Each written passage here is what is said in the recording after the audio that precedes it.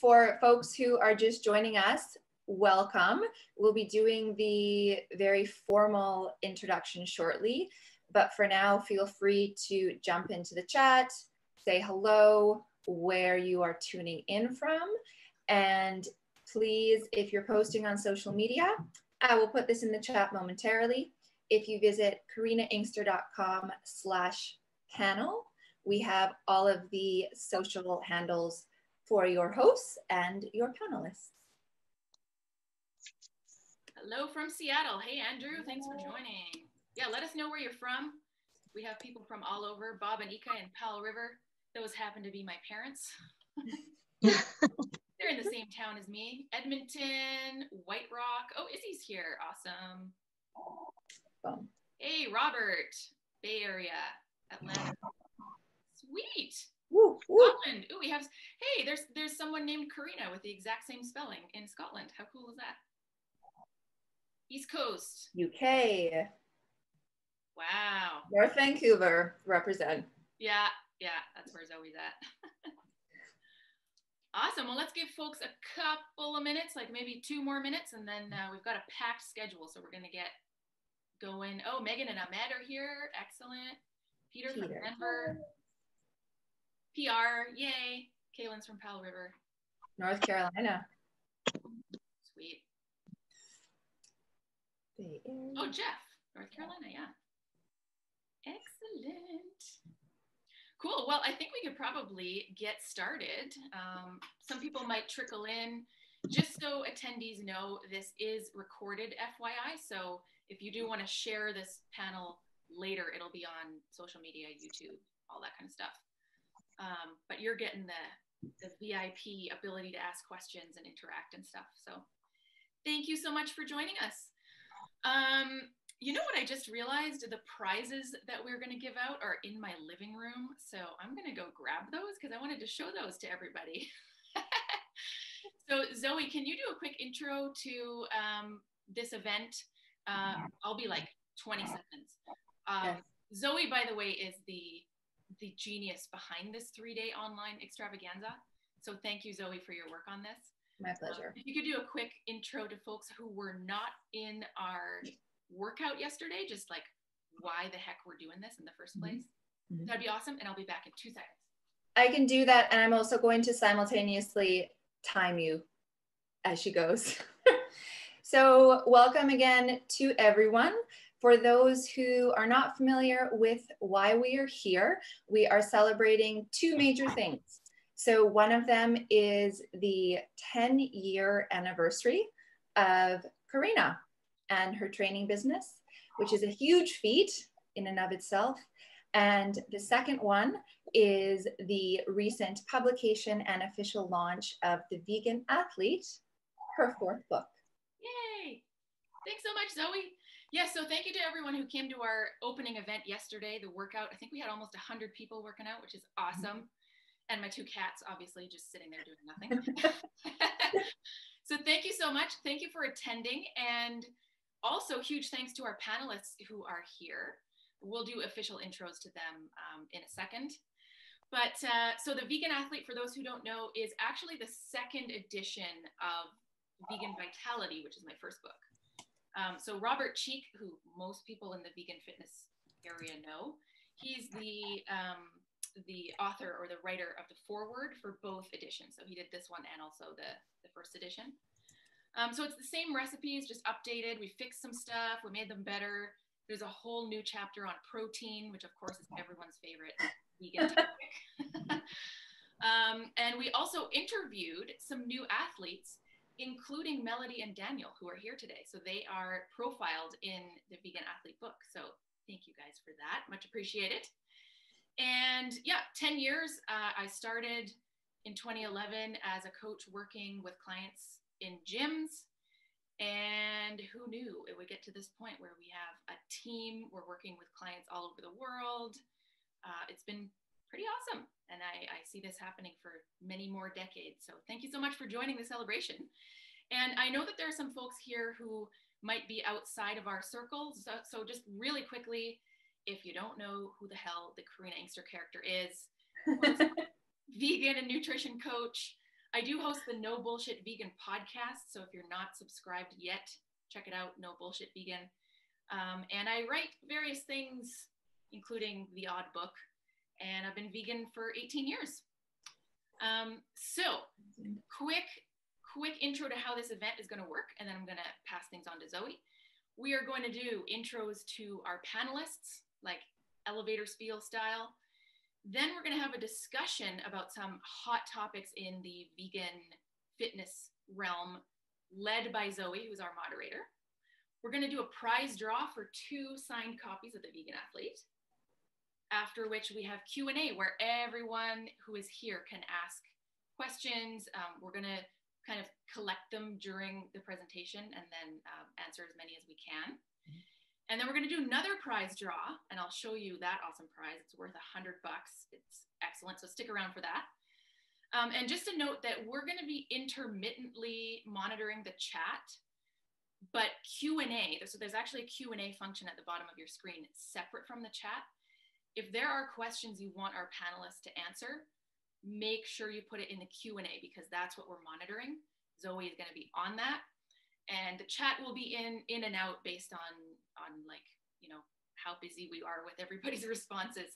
So just, you know, hit the chat if you want to comment on stuff, but make sure you put your burning questions that you want our panelists to answer in the Q&A section.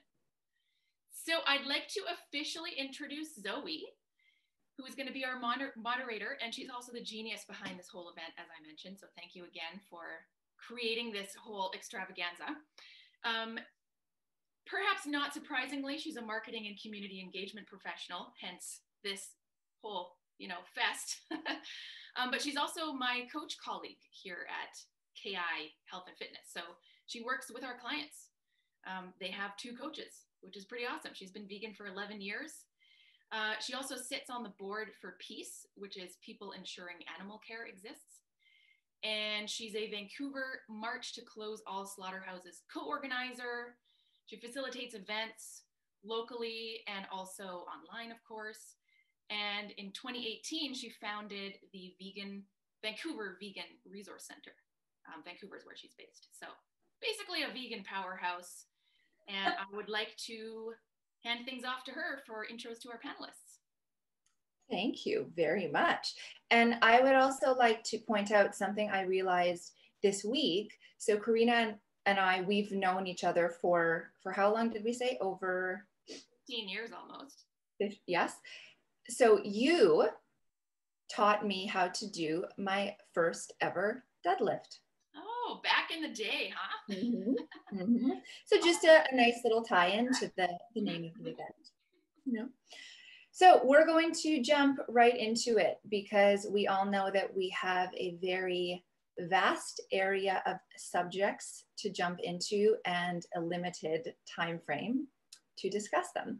So I'm going to get our panelists to say hello and introduce yourselves. Daniel, you will kick things off, and then Corin, Melody, Muzamil. All right. My name is Daniel Austin, born and raised in Houston, Texas, the land where people think vegans don't exist. I got into vegan living, thinking. I was first exposed to it through the punk rock hardcore scene in the 1990s.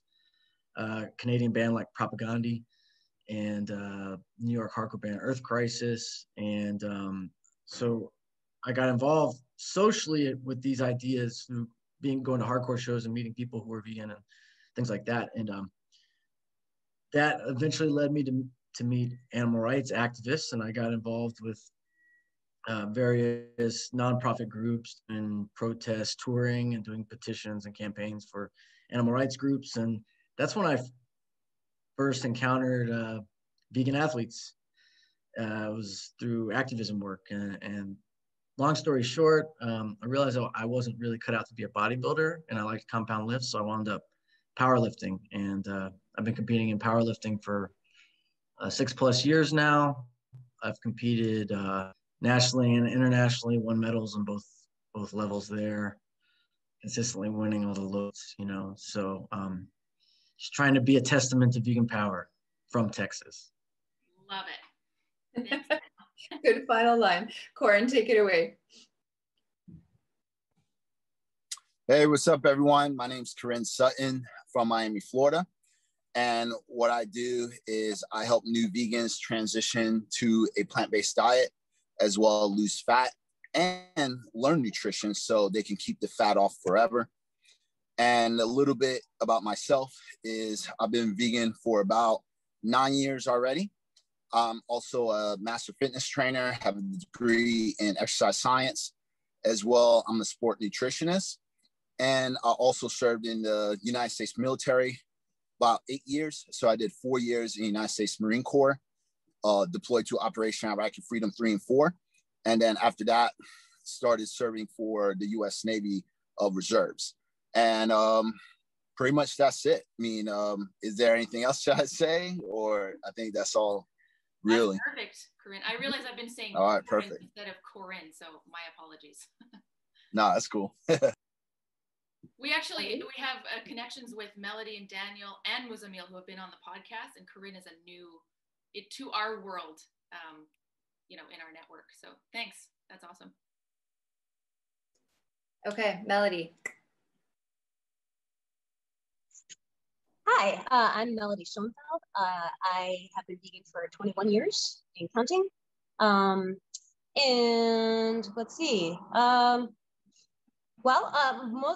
have a master's degree in health psychology with a specialization in food psychology. I have written a couple of different books, and my first book was called Pleasure Not Meeting You, and that was basically what I try to do is I try to take science and make it digestible for the average human. And so I try to give everybody I don't have an angle. I'm not trying to convert anybody. I'm just kind of like, if you want to do this, this is how you do it well.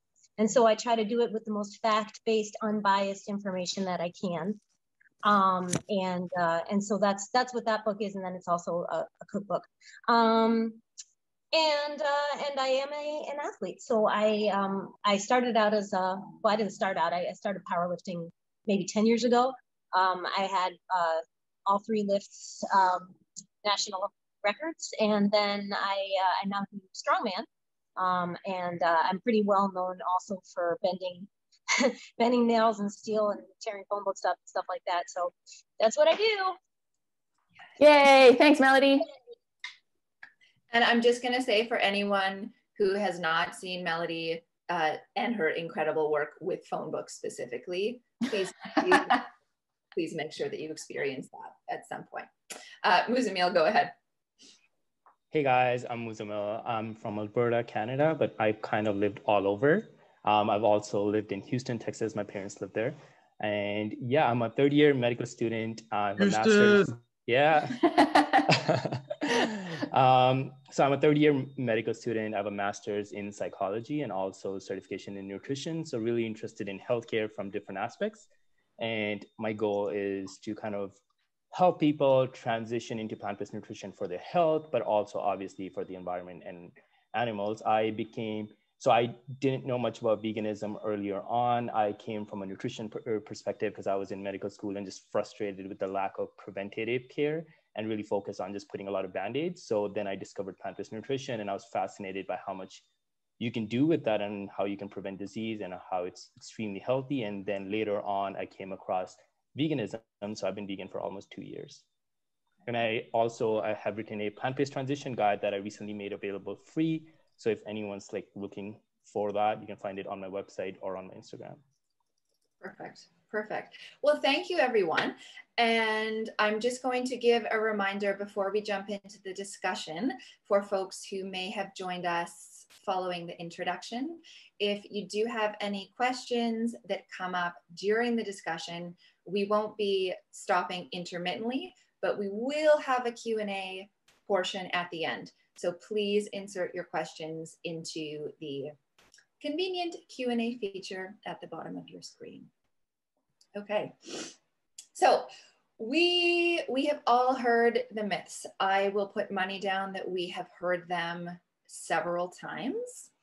some of them were included in the description for this event. So we are speaking about statements like, how do vegans lift? Can vegans actually build strength? Chicken breast is the best source of protein, and vegan athletes will never measure up to their non-vegan counterparts. These are all myths. These are all stereotypes around vegan fitness and athleticism. However, let's talk a little bit about theories regarding where they came from and or where they originate. So Daniel, Melody, and Corin, I would love to get your insight on that one. Well, you know, I think a lot of this stuff comes from, first of all, soy has always gotten a real bad reputation because it does contain phytoestrogens. So do a lot of other things, but nobody ever talks about those. But people hear the word estrogen and they automatically think, well, that's going to turn me into a woman and make me grow a vagina, and that's just that. So it's not how it works. People have the tendency also to, you know, anytime somebody gets married to certain dogma of whatever, you know, I mean, vegans do it too, okay? But anytime anybody gets married to some kind of a nutritional dogma, they cherry pick science to try to prove their point. And so they can make it sound really intelligent, really scientific and all this stuff. But in fact, what they're doing is they're taking what they want out of the science and not showing you the big picture. And so, so the fact of the matter is, if you are a normal, healthy human, soy is not going to do that to you. And actually, really good study just came out from Stu McGill that that shows that if you equate everything, it doesn't matter the source of the protein, vegan or not. If you're getting enough protein, if you're getting all the amino acids that you need, you're equal. It doesn't matter. So the source of the protein is not the issue. The biggest issue really is going to be that in a vegan protein, there are not going to be as many amino acids. That's a fact. And so we have to work a little harder. We have to eat more protein than the average bear in order to hit those highs. And that's doable. But you know, that's the fact of the matter of things. Daniel and or Corin?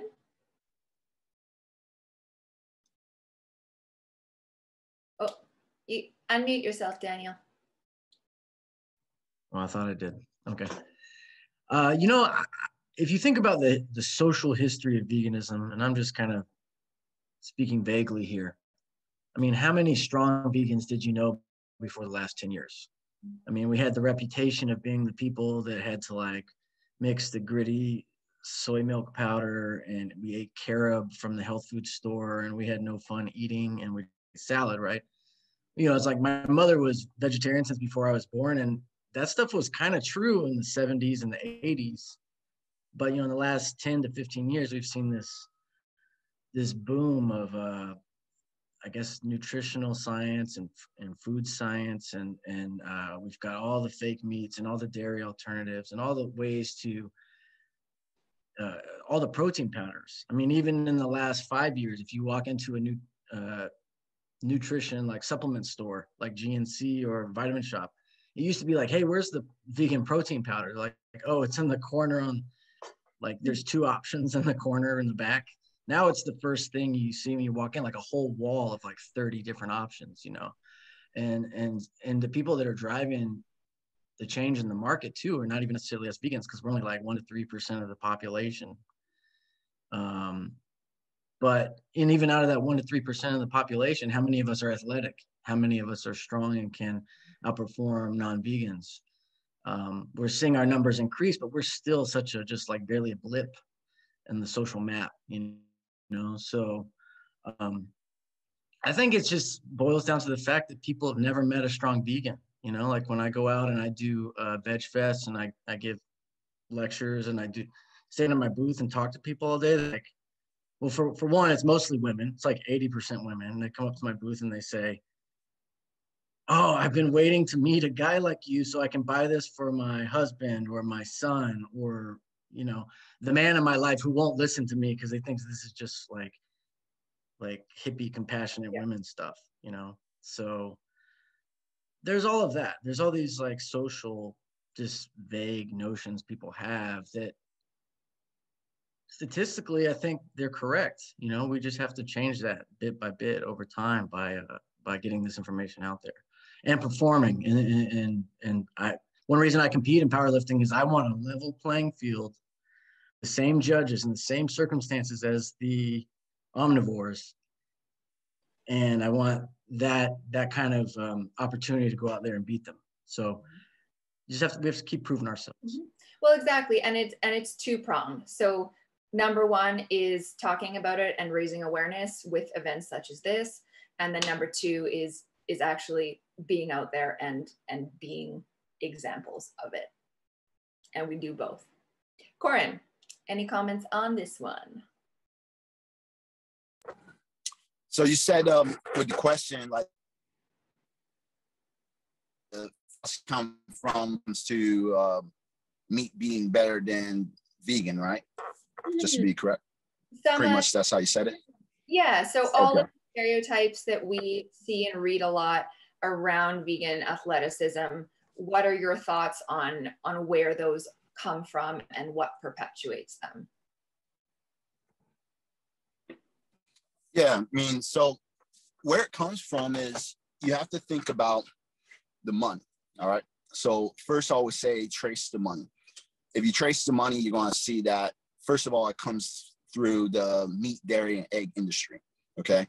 And if we look back into our elementary school years, okay, remember that triangle chart, the pie chart. If you look at the small words in the corner of that paper, it's funded by the dairy, egg, and meat industry. Okay. You're going to find it. There's multiple of these charts, and we were all taught this. Like I was even taught this. And everyone that's listening probably might agree with me. When it comes to food in general, let's just take out veganism altogether, okay? When we think about food in general, what is the things that we're taught? Meat is where you get your protein. Fruits and vegetables are healthy for you. And dairy, you get it from calcium. That's it. That's all I learned. And maybe that's all y'all learned too, right? Even the doctor, that's all he probably learned too, right? So that's the thing. It's like we're not really taught, especially here in America, a lot about nutrition, because I can sit here and tell you how many times I took the same damn class learning about the same damn shit, right? When we take, we all remember like health class from elementary all the way to high school, even in college. And it's a health class, and then they throw like anatomy charts at you, and then you talk about a little bit about nutrition. Next thing you know, you're talking about the anatomy of the human body. It has nothing to do with health. That's anatomy, not health and nutrition, right? So this is why when it comes down to what we know, it's because we were all conditioned. And this is some of the things, I'm going to go on a little turn right here. This is why when people say like vegans throw down information down other people's throat, why are you trying to force me to go vegan? It's like, no, we're not trying to force you. We're trying to educate you because you were forced once you were brought into this world. Think about it. It's like the saying about propaganda. Came up to you and, exactly. Just because someone didn't come up to you and started teaching you about veganism, right, doesn't mean that it wasn't shoved down your throat, right? So I always say, follow the money. And then when we look at commercials, billboards, like all these things, right? When it comes to advertising, did you know that I'm going to go down just for child advertising, because I just did a class last week on child obesity because it's a pandemic in America right now, right? The meat, dairy, and egg industry, well, sorry, not meat, dairy, egg, the fast food industry alone, right, which serves meat, dairy, and eggs, right? They spend about $6 billion, billion with a B, just on ads to target children starting at the age of 2 years old. So think about that. So since you were 2, you were already getting programmed to eat meat, dairy, and eggs, especially from fast food restaurants. You know what I'm saying? So this is why when it comes to veganism, it's not on a pedestal. Even with everything that's coming out today, it's a lot better than it was before. Trust me. Even the food is better, because I remember I had vegan cheese. That shit tastes like cardboard, yo. When I first went vegan, it was not good. There's no Daya and VO Life. There were none of those companies none of them existed. But the point I'm trying to get to is that this is why we're not taught this, because we don't know the true education of how healthy fruits, vegetables, grains, legumes, nuts, and seeds are. We have zero idea. We are just now digging deep and looking into the research when it comes to all the nutrient value that comes to the plant-based sources. Okay. So once I found out about the truth, I just went ahead, picked up a book, started looking through studies and looking at other plant-based doctors and what they had to say, and started really doing my own research until I found out, wow, it's a lot more than what we actually seen. And I think someone did say, I forgot your name, but someone on the panel did say plant-based food doesn't have enough aminos. And she's kind of right and kind of wrong. Let me just correct this because I want to be very transparent. It's just that when it comes to plant-based foods, right, having abundance of different plant-based sources, you'll get all the amino acids you need to build muscle. Because what I forgot to say when I did my intro is that I'm a 3-time pro bodybuilder. I won over 23 different shows. All right. So if I can do it as a vegan, just eating damn broccoli, and I'm going against people who's taking steroids and eating a bunch of meat and dairy and a whole bunch of craziness, right? I'm not no Mr. Olympia. I'm not no Phil Heath, because I know what it takes to get to that level. And that's like injecting yourself with illegal shit. Yeah. I'm not down to do that, because I want to live till I'm 100. I don't want to die in my 50s or 60s. This is why when it comes to plant-based foods, we just have to do a little bit more research and look more deep about the facts. And you have to kind of think about it. It's only thing we're doing when it comes to the animal sources versus the plant-based sources is this: we're filtering the nutrients from animals, because guess what the cows, pigs, and chickens eat? The same things that we're eating from them, they eat plants. So why eat it from the animal if we can just cut the middleman and go straight to the source? And if someone tells me because we're meant to eat animals, and this is a part of life, is it? Because the last time I remember, when I pick an apple from a tree, I'm not killing the tree. The tree will make more apples. But when you kill that pig, it's not going to be another pig. If I cut his leg off or took out his ribs, it's not going to grow another rib. It's missing. It's dead. See? So that's how my logic is when it comes to this stuff. I'm gonna have to say pause, because you are sharing a ton of brilliant and useful information, and I want to make sure that some of it is saved to cover some of the other questions, because a lot of the touch points that you went to are definitely pertinent to those other questions as well. Not bad.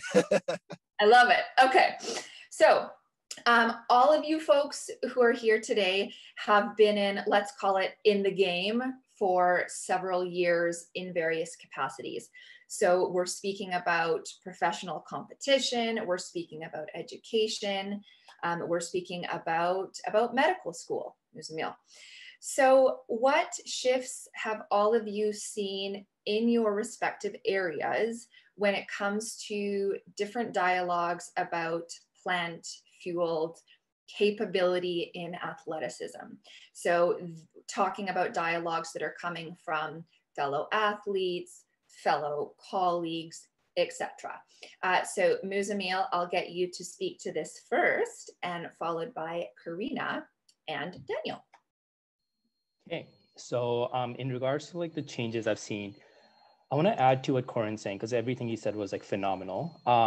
I see all those problems within the medical curriculum, within the medical community, and I know medicine is one of those things we kind of all need. We all kind of need some sort of healthcare professional, be it a medical doctor or whatever type of person you go to, we need it.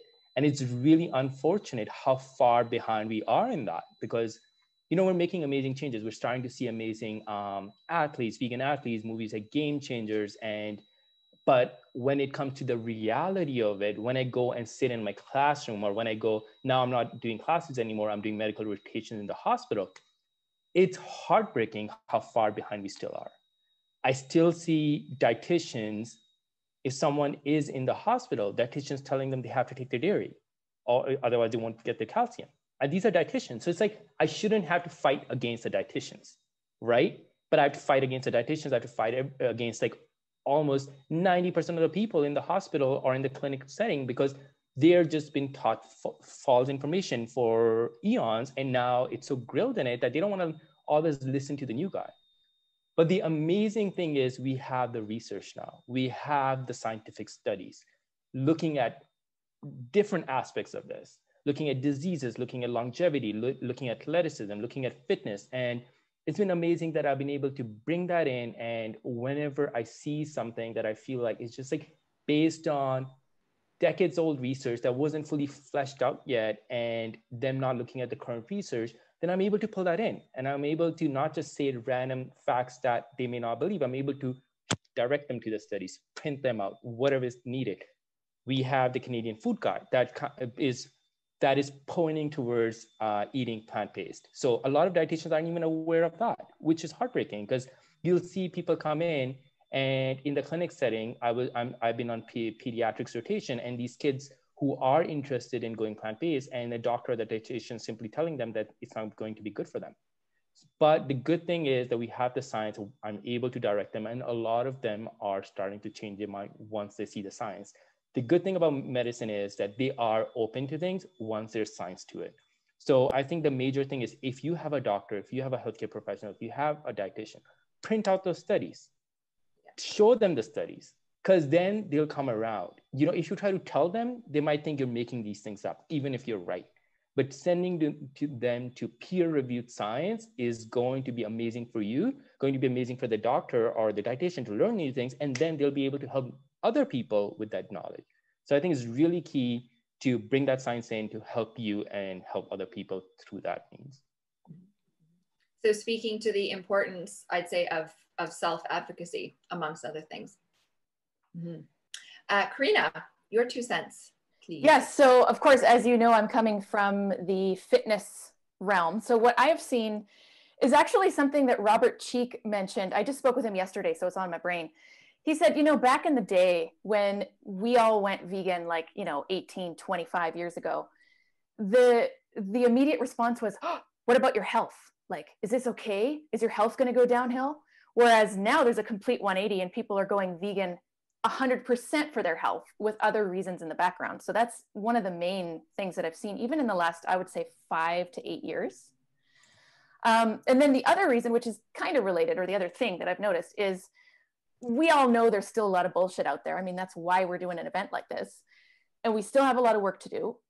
But I'm seeing a lot of active folks or high-level athletes who are going vegan, not just for the health benefits, but increasingly for environmental benefits first, right? It's, you know, I mean, we all know eating less or no animal products is one of the best things we can do to combat climate change.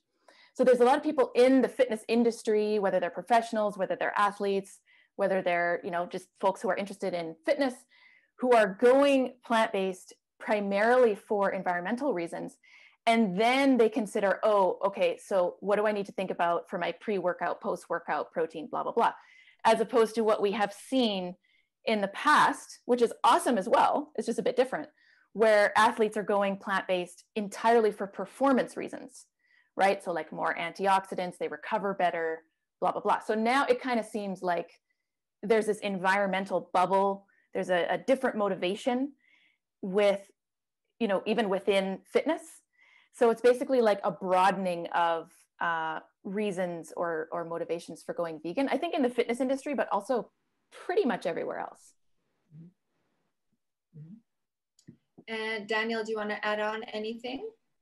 Yeah, I got 2 points here. And one is that I'm not in the medical field close at all. I think at best what I can offer people is vegan bro science, but like an anecdotal experience, you know. But I will say that, you know, I was vegetarian, pescatarian from like 98 to 2005 when I went vegan in 2005. And in that time, especially because my father had all these, like I said, my mother was a vegetarian since before I was born, but my father was like anti-vegetarian.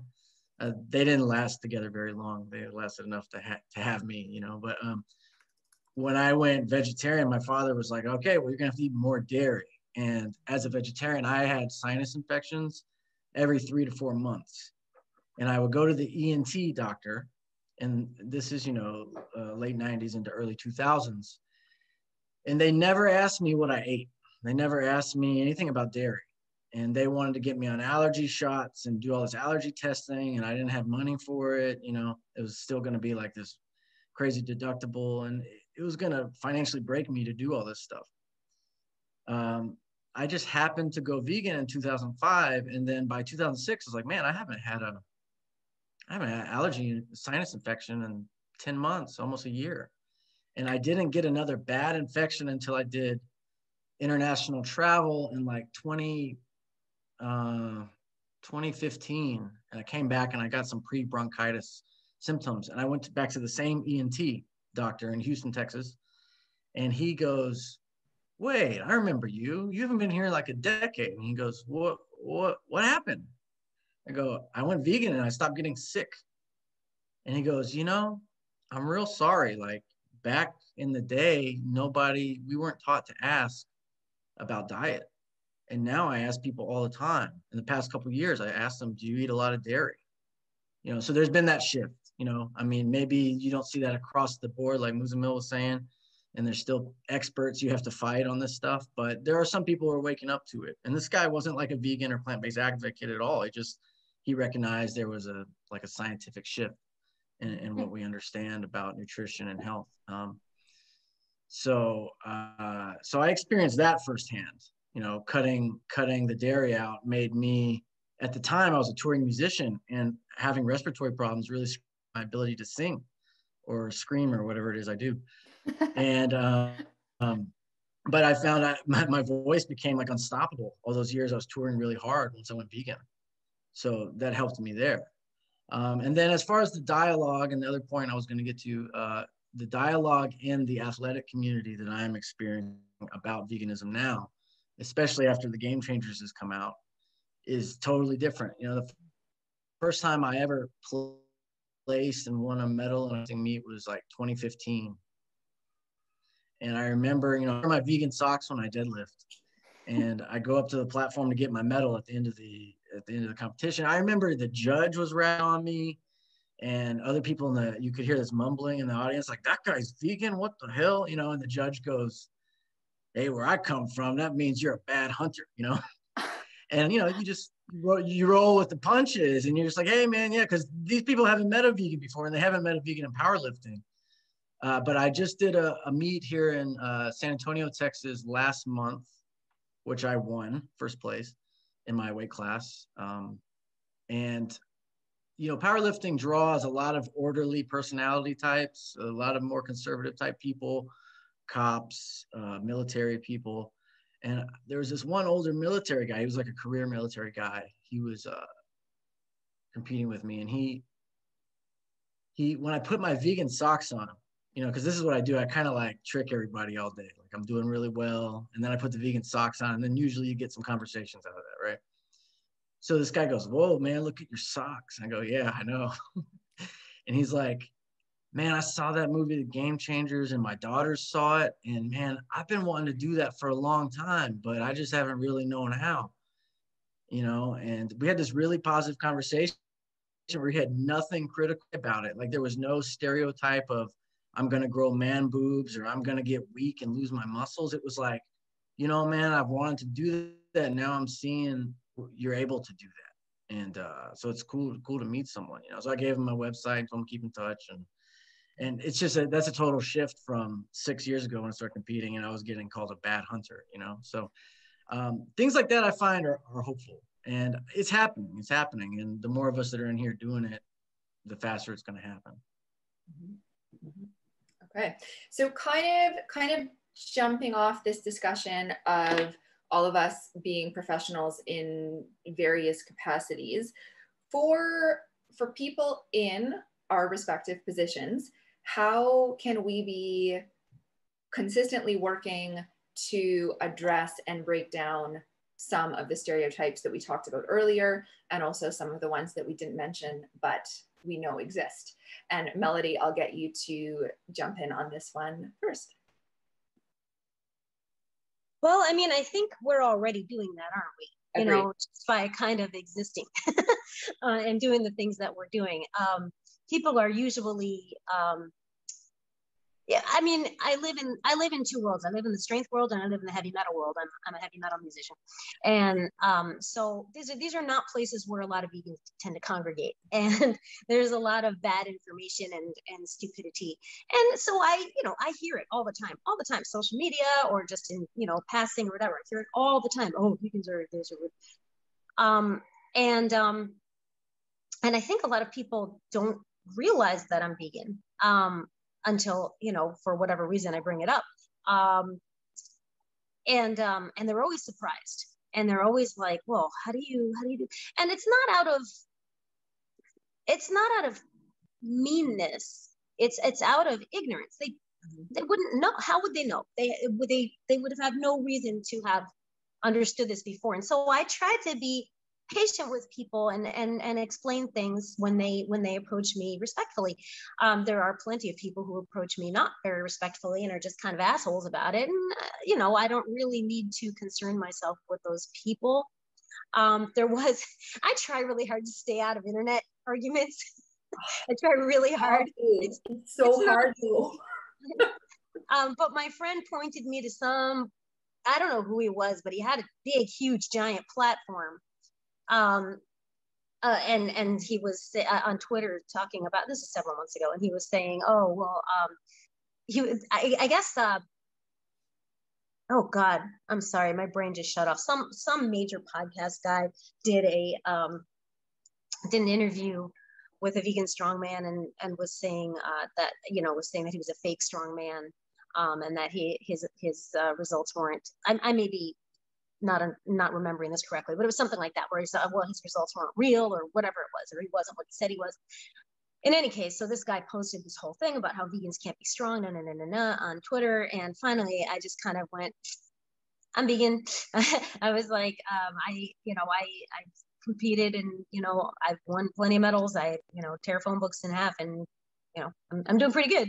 And he goes, his argument to me was, yeah, well, there's other powerlifters or whatever who are your size who are pulling these numbers. And my argument back was, so what you're saying is because there are people who are stronger than me, it means that I'm not strong?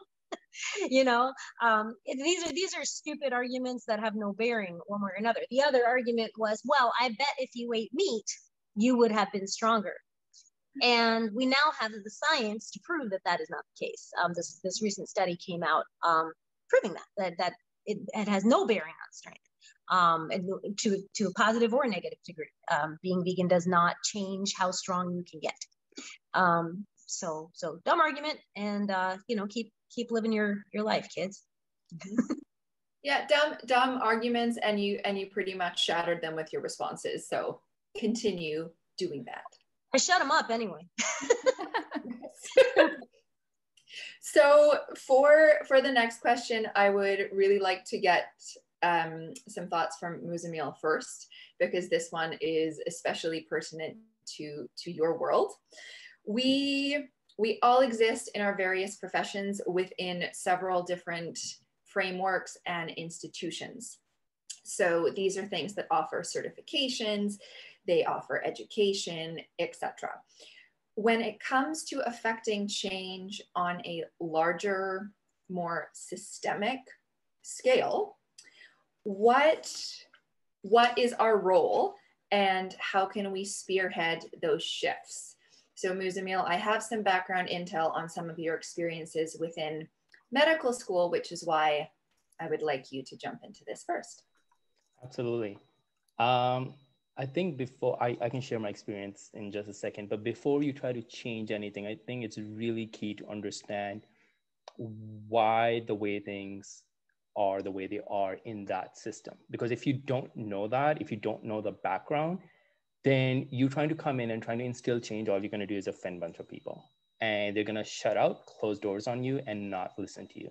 So empathy is big here, because whenever, like if it's plant-based nutrition, veganism, or anything else, if you don't have empathy for the person you want to change, or you want to help change, they're just simply not going to change it. They're not going to want to change. So empathy is a huge factor in that. So when it came to me, like I mentioned, I was really frustrated within the medical, with, school, the curriculum, the community, how much of just false information was there, and lack of information was there. So what I did was I first fully looked at what's going on in the curriculum and why these things are the way they are. And then I decided to take it up to the administration, and then eventually ending up in the dean's office and just sharing all my frustration and talking about how we promote healthcare, but I generally don't believe this is healthcare, and why that is.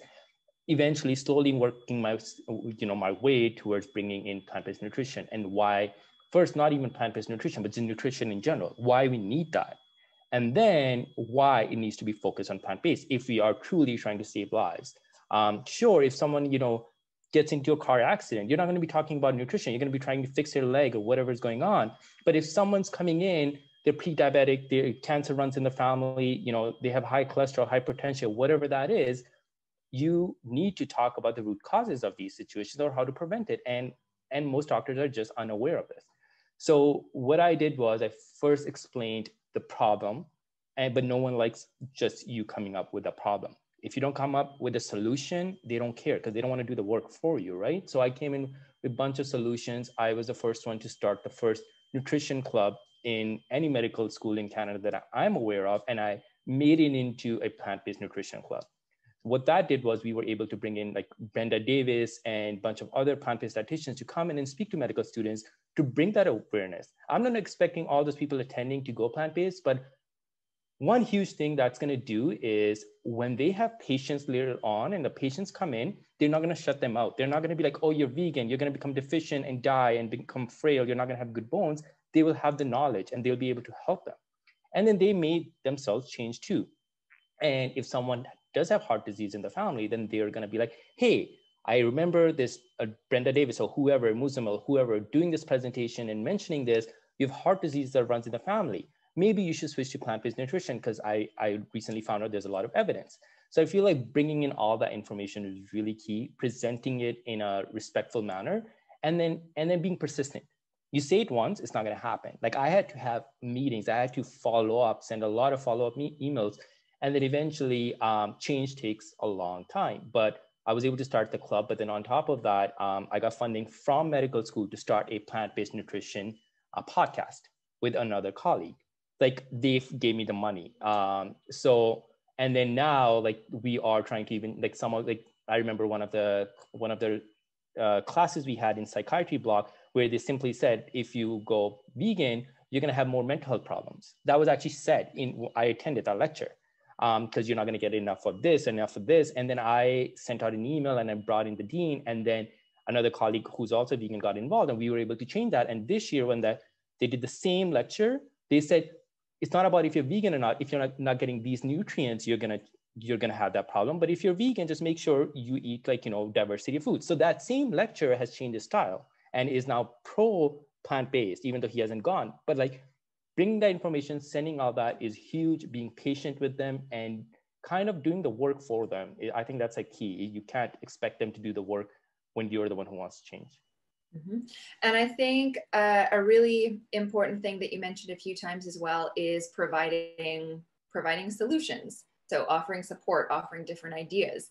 And I want to use that to segue into our last question before we draw and then jump into the Q&A.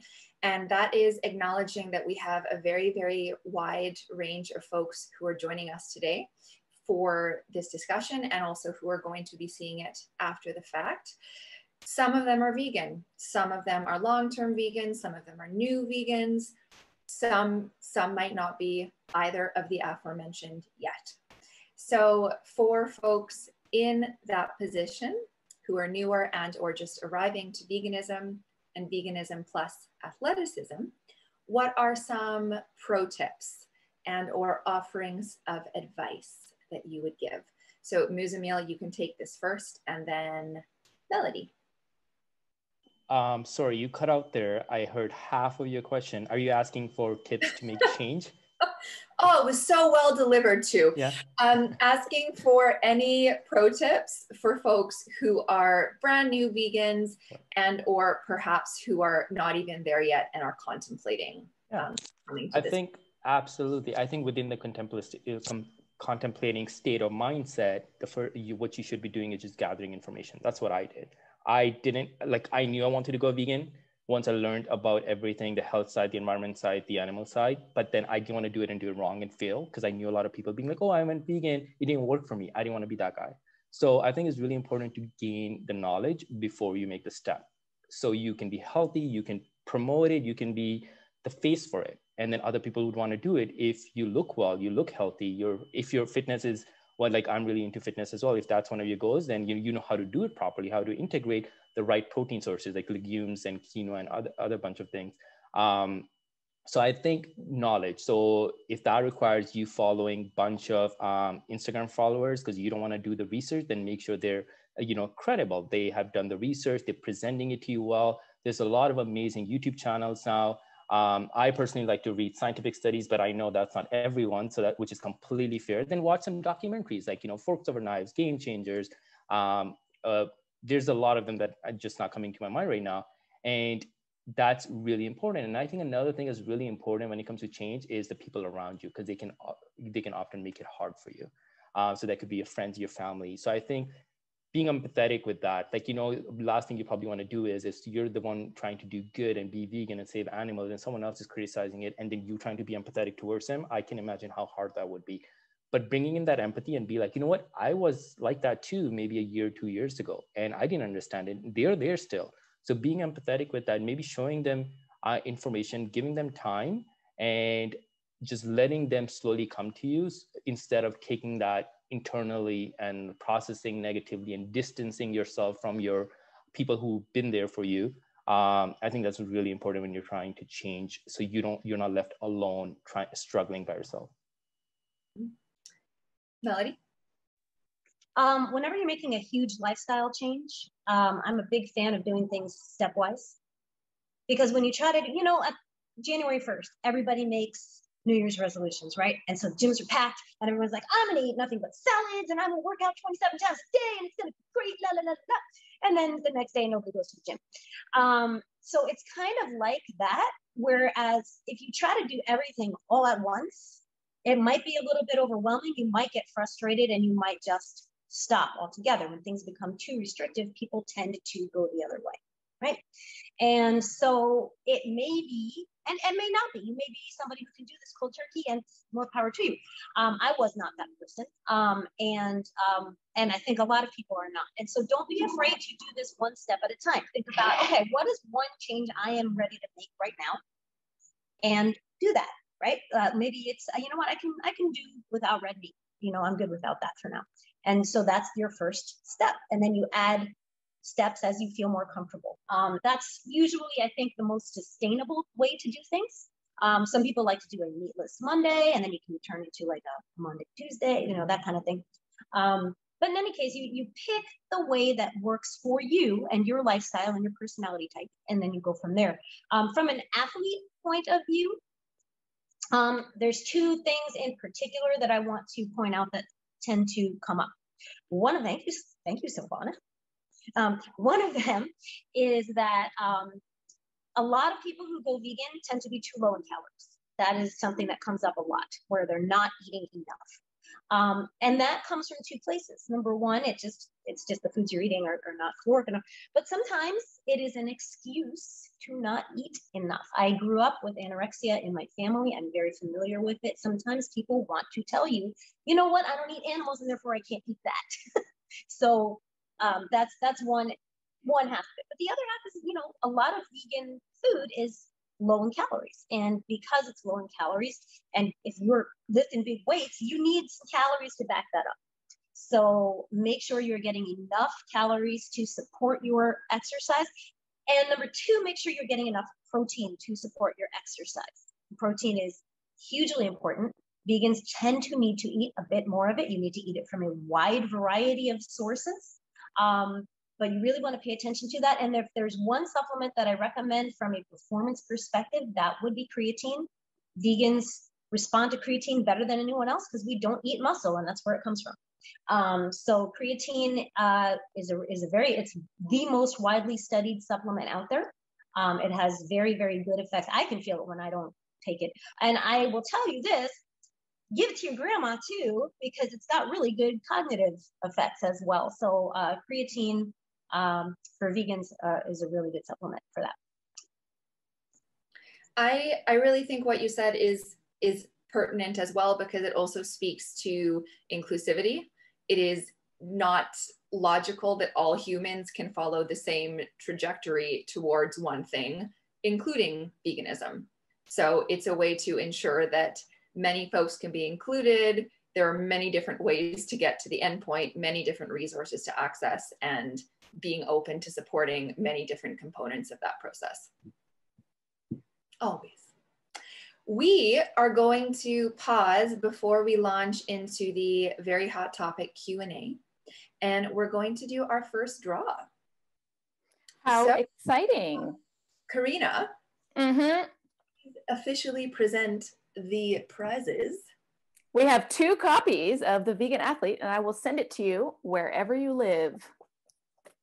Signed, obviously. Drum roll, please. Zoe's going to be doing the actual draw. Now, the deal is you have to be here in the webinar in order to claim said awesome prize. If you're not, we're going to draw someone else, but we're not going to be here all day. So get ready to type. If you're in the chat here, you're going to have to say, yay, or I'm here, or something, so we know that you're with us. And we're going to do 2 of these, and then we will get into some Q&A, and then we have another draw for an even bigger prize after our Q&A. Okay, so drum roll. Here comes the random number generator. Okay, so 39, and that is Vanessa Sparrow. That's hilarious. Vanessa is one of my friends, and she already has this book. So let's do somebody else. Regenerate. All right. Number 15, Michelle Singleton. Ooh, Michelle here with us. Bueller. I haven't seen her chatting, but I have not. Maybe tuning in. We're only going to give you like 15 seconds. Well, we're doing another draw anyway, so let's do the second name. And if Michelle hasn't responded, we'll do someone else. Daniel Weiss, number 7. Is Daniel here? I know he's in Europe, so I know the time frame is a little challenging sometimes, but Daniel. Okay, I'm going again. 44, Jennifer Harris. Jennifer Harris. I haven't seen a Jennifer in chat. Okay. I feel like we're going to be here for a while. Maybe we should do one more. If they're not here, I'll pick from the list. I know she's here because she just posted Natalie. Natalie K. Oh, Natalie! Yay! Natalie's for sure here. Okay, Natalie is our first winner, and it just so happens that she's in my town, so I will just like run this over to her house, which is awesome. Very nice. And then we'll do one more. And this is, Jose. Oh, he was at our workout yesterday. But I haven't seen. There's so much suspense. I know, right? Why don't we take those names and we will draw randomly from who was at our workout yesterday? Done. Some of those folks were on yesterday. Perfect. Okay. So we are going to jump into the Q&A. So for our wonderful panelists, the way this is going to work is unless the question is posed to one of you specifically, anyone who feels compelled to speak to it, feel free to jump in. So from Natalie, ooh, this could be a whole other discussion in and of itself. Could someone explain a little bit more about phytoestrogens and the safe amount of soy to consume, particularly for boys? I think Melody should I answer this, and Muzamil. I just want to point out that we've got 9 questions and about 10 minutes. So let's see if we can go through all the questions. Can I make a suggestion about this one though? Yeah. We should all testify how much soy protein we eat a day. Because I eat a lot. Yeah. And, and the these are just the pecks fact of of the steel, matter you know what I'm is saying? the fact of the matter is the amount of phytoestrogens in each soy product varies widely. And, you know, look, when they test this stuff in the labs, they use tremendous amounts, way more than any reasonable person would eat in a week, you know? And so even with those quantities, and most of the stuff, understand, was tested on animals. It was not tested on humans, and we are not the same. It should not affect development. It should not affect fertility or anything else like that. Think about it this way. If we had a fertility problem with soy, China would not have a population problem, right? So yeah, I promise you, you're eating enough of a reasonable amount of soy. I would not perhaps take concentrated soy supplements. You don't need to anyways. So, but if you're just eating it as food stuff, you know, you can enjoy a reasonable amount of it and not have any side effects if you are a normal healthy human. If you have side effects and you don't feel well when you eat it, don't eat it. The end. That's all. Daniel, how much soy do you eat in a day? I was thinking about this when the Q&A question popped up. I mean, I got to eat like 40 to 50 grams of straight soy, like between tofu or a Builder bar, tempeh per day. That's like 25% of my protein intake. And all I can say is so far so good. My bench is better than ever. So, you know, my breasts, my pecs are as strong as ever. So, and, you know, there are studies, and maybe Melody or Muzamil could back this up, that organic non-GMO soy can even increase testosterone levels in men. So there's a lot of confusion out there about it, but that's, again, back to what Corinne was saying, is industry propagated stuff to just make people scared of it. Whereas it is the #1 competitor against, like, in the market against animal-based proteins. I mean, soy is like the #1 plant-based protein in terms of food. So yeah, I don't supplement with soy, but I eat a lot of it, and I feel like I only reap benefits from it. So. Mm-hmm. Well, and I think it's valid that the animal AG industries are, with due reason, feeling the heat, and they should be, because there's more to come. For the next question, I may bounce this to Muzamil first. Hi there. Any suggestions on how to manage a vegan diet when dealing with IBS? Soy does not work for me because it is high in FODMAPs, that are a problem for me, and so are some legumes and nuts. Okay, so just want to say this is not medical advice, it's information only. But in general, when you have, in regards to FODMAP, a lot of people are miseducated on the purpose behind it, how it works.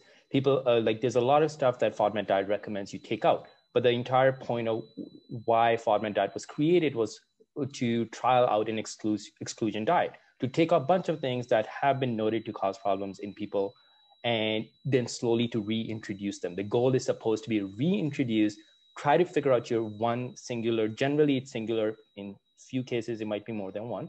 You find your triggers and then eliminate those, and then with the rest of the diet, you shouldn't have the symptoms.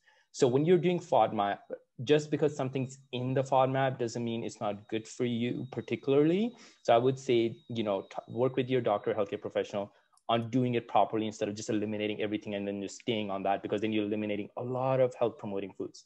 When it comes to soy, if that is actually something you have identified being your trigger, then obviously you don't need to do that. There's so many amazing plant-based protein options. There's beans, lentils, chickpeas, you know, a lot of them. And some people who may find problems with tofu, but don't find it with tempeh.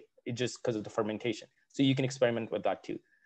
Besides that, I think it's really key to just trial that out. And if you feel like you're not used to eating beans and that's causing you IBS, there's actually been study done that showed that people who had that problem, when they slowly introduced it and then increased the daily or weekly, the amounts, they didn't have the problems. It's when they eat a lot of it because their gut microbiome's not used to it. So maybe like start off with 1 tablespoon of beans.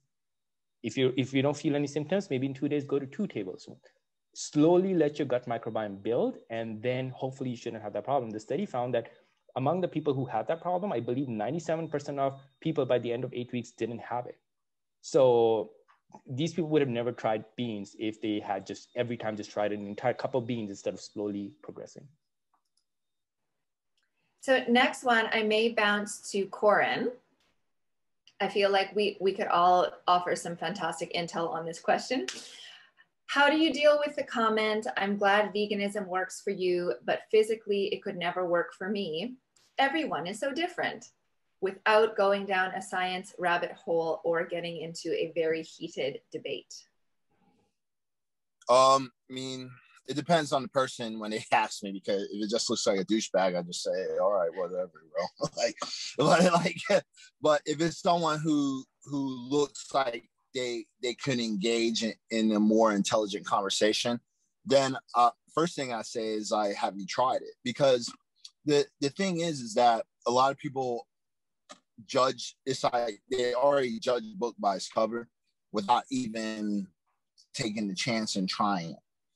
And when it comes to those type of responses, that's when I'll go ahead and engage and just tell them, like, look, like, what type of issues have you what type of issues have you had in the past? You know what I'm saying? Because the thing is like, I do bodybuilding professionally, and the thing is when it comes down to the sport and when people find out that I'm vegan, most people are actually very interested into the diet, into the lifestyle. And when they ask that question, it might be just because of they don't have the science. It would usually say, they would say that statement, but then say like, but I never tried it before, you know? And then what I would respond is like, well, do you have any type of family history, you know, when it comes to health issues? And majority of the time people do, especially here in America. More than likely people do, because I've done it so many times in public speaking events, and 90% of the crowd would raise their hands. And if they do, I tell them, well, you're in the sport of bodybuilding, okay? Now you feel that you're healthy because aesthetically you look good from the outside, right? But you don't know the damages that you're actually doing from the inside. Because, for example, if you're doing a lot of consumption of animal byproducts, you're eating more protein than the normal person, okay? And just because you look good and ripped and you're on stage doesn't mean that you can't still have high cholesterol and die from a heart attack with a six-pack. Because I've literally had students and clients that came within my business that told me this happened to them. They were competing CrossFit, hardcore, ripped, you know, doing the CrossFit games and all that stuff, had a heart attack right on the damn floor. And they were ripped and in shape. And it wouldn't, and for us, we think that the epitome of what a healthy person look like is majority, how most models and athletes would look like. And that just shows that this is some of the harms when you consume an animal-based diet that's filled with high cholesterol and saturated fat. This is why you want to start transitioning more into a plant-based diet. I like the sport of bodybuilding too, but I don't want to die and have a heart attack. My dad died last year with a heart attack. You know what I'm saying? At the age of 63. That's a very young age. So why would I want to follow his path of, you know, eating an animal-based diet if I can do something to break that chain, to break that history? Because even in my family, you know, a lot of people like to blame things on genetics, but there's new studies that's shown that genetics now, like when I was in school, it said 50%. And then environmentally is another 50%. But there's new studies that shows that environment plays 80% and genetically is 20%. And that 20% is those X factors. Like, because I have students who's also whole food plant-based and has high cholesterol. That's genetics, because they're on a whole foods plant-based diet. But the only difference is that when it comes to the pills that they have to, the medication and prescriptions they have to take, because that is a genetic defect. Like, they will always have high cholesterol, right? They don't have to take such a big portion of it when they were on an animal-based diet versus a plant-based diet. It's very small. It's very minuscule. So that's the difference. And that's that 20%. That's that X factor. So everyone else that's outside that scope, because we all like to say genetics, but it's not genetics. It's just environment. It's what our parents taught us, and it's bad education and it's bad knowledge when it comes to like health and fitness and nutrition that's passed on from generation to generation to generation. I always say this: if you have high cholesterol in your family and then you develop high cholesterol, don't think it's genetics. First thing to look at is the food. Yeah. Are you eating grandma's old stew? Beef stew? Are you eating great grandma's special apple pie? You know, you see what I'm saying? Follow the traits, follow the foods, follow everything when it comes to your family, and you'll see like it's all connected. So that's what I did. I was the only vegan in my family. I decided to break that chain because in my family we have high cholesterol, diabetes, and heart disease. You know what I'm saying? So I want to get that out and start building a new family chain without these diseases that's coming from dietary choices. Brilliant. So we are nearing our official end time. So if our panelists are all right with perhaps going over by roughly 5 minutes, thumbs up. Yes, fantastic. I'm going to take one more question from the list. And for the questions that don't get answered during the discussion, please feel free to send those directly to the panelists via social media. And or if social media is not your preference, we will have access to the questions after, and we can get your name and email address, which we have already, and get the appropriate answers to you. So for the last question, and Karina, I will ask you to tackle this one, because this could also be the subject of an entire other panel discussion from Annabelle. Can you talk a bit about too much protein? I am reading that we as a society are a bit protein obsessed. Women in particular are often taking in too much protein. Is that something you athletes are watching in your own diets? And this ties into Corinne's idea that we are being sold protein as well from mega marketers. That's a really good question, Annabelle. And I'm not a dietitian, so I'm not going to go into the super detail here, but as a fitness coach, exactly what Corinne said about the meat, dairy, and egg industries happens in the fitness industry, where we have been sold this concept that in order to gain strength, especially, you need to eat a crap load of protein, whether you're vegan or not. And then when you add the veganism into the picture, now we have all these questions about, oh, where do you get your protein from? You're going to be protein deficient, etc. So part of it is just being sold this concept that meat equals protein and protein equals strength. So the more you eat, the stronger you're going to get. It's basically a simplified version of that myth. Now, the studies out there that have potentially shown issues with high protein have all been done on animal-based diets. There is no scientific research out there, panelists can correct me if I'm wrong, that shows there is such a thing as too much plant-based protein, especially when it comes from whole food sources. So you do need to take into account where that protein is coming from. And the other thing is, if you're eating a regular everyday diet, it's going to be pretty impossible to get to that level. Like Melody was saying about the soy isolates, these are studies that have been done in a lab with animals where they can 100% guarantee what a creature is eating. And maybe they have mice eating a 90% protein diet. That's physically impossible unless you're going around eating 9 protein shakes a day and nothing else, right? Like, it doesn't translate into real life. So there's no research out there that I know of that shows plant-based protein is something we can OD on. There is some research maybe that shows there's an upper limit for protein, but it has been done on animal-based diets in a lab, and it doesn't translate into everyday eating like the average person or even strength athletes would eat. Do you mind if I interject for a second on that one? Mm-hmm. So your body, and this has been proven in the lab, in science and in humans, your body does not care about the source of the protein. It cares that you're getting the amino acids. The end. That's it. As far as how much protein, there was a study done on humans, and I don't know where they found these people, but they this was done through the ISSN. They studied it was athletes who ate 4 grams of protein per kilogram of body weight. That is an insane, I don't know how you eat that much protein. Like you mainline protein all day long. But they did this, and they didn't do it for a day. They did it for a while. And what they found was they had no health effects, no detriment whatsoever. These were not vegans, by the way. They had no health effects, no nothing. What they found was that they were eating in a hypocaloric situation, meaning they should have gained fat. If you're eating more calories than you're burning off, you should gain fat. But they did not gain fat. They gained lean muscle and then lost fat.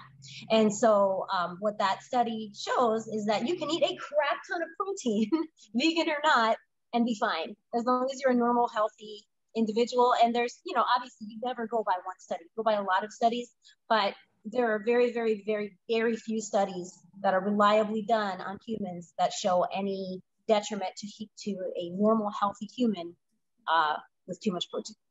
I just want to interject quickly here. I just want to say one thing. So the one thing I want to mention about studies is a lot of these studies are done short term, and the problems that they're not going to pick up on are the ones that happen long term.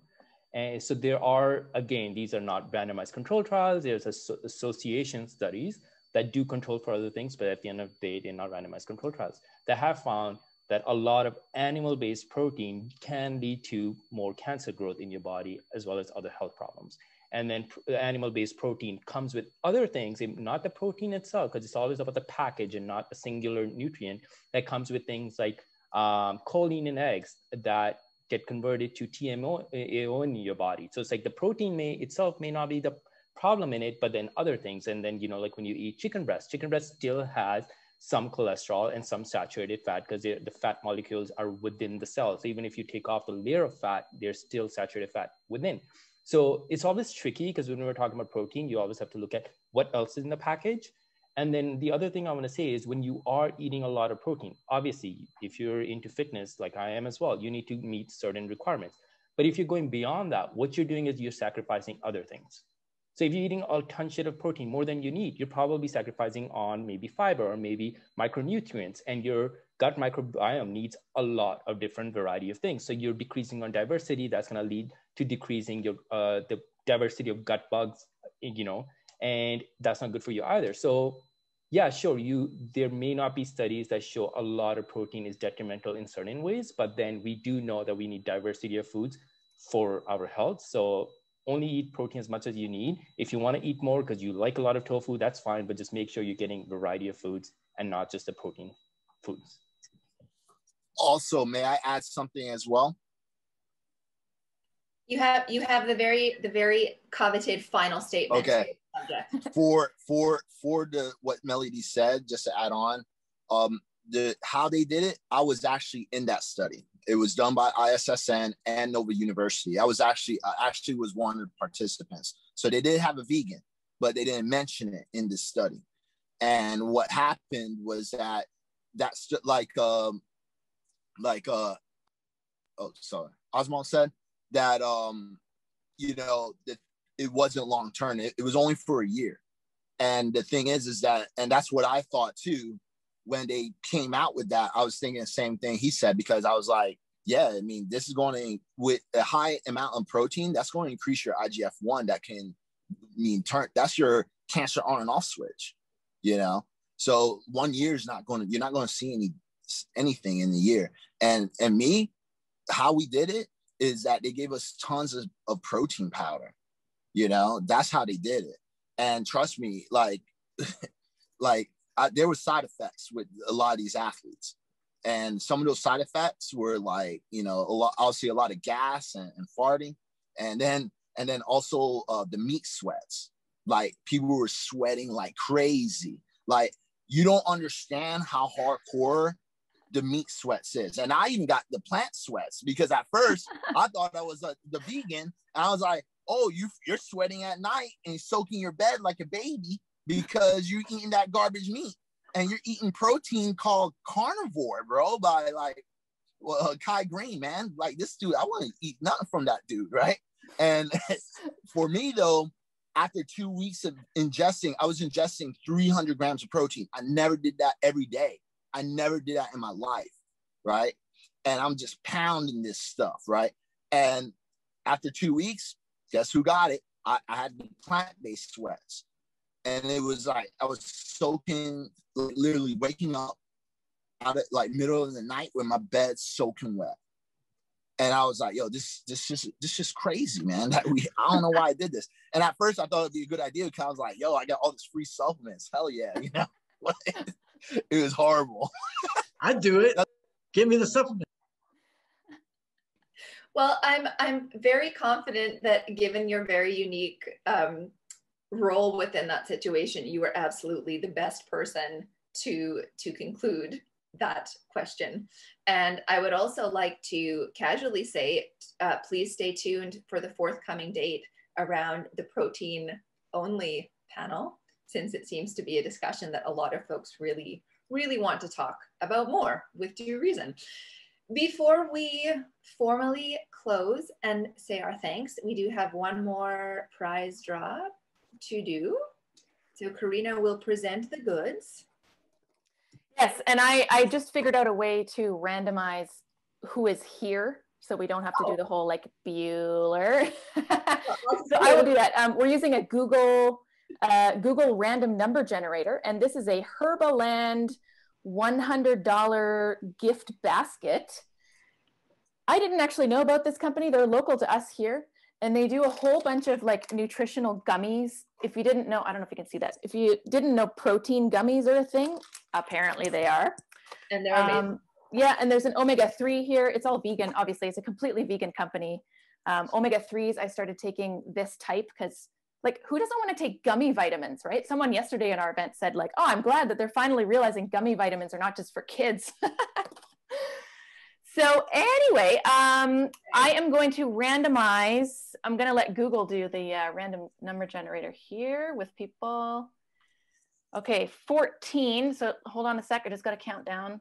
3, 4, 5, 6, 7, 8, 9, 10, 11, 12, 13. Ooh, Jeff Harden. Jeff. Yay, Jeff.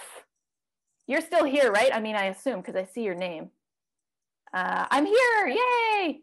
Excellent. So this actual one was won yesterday by Kaylin, and she's getting this because she lives in my town. And I believe Herbaland is going to send Jeff his, but we'll get you the deets there.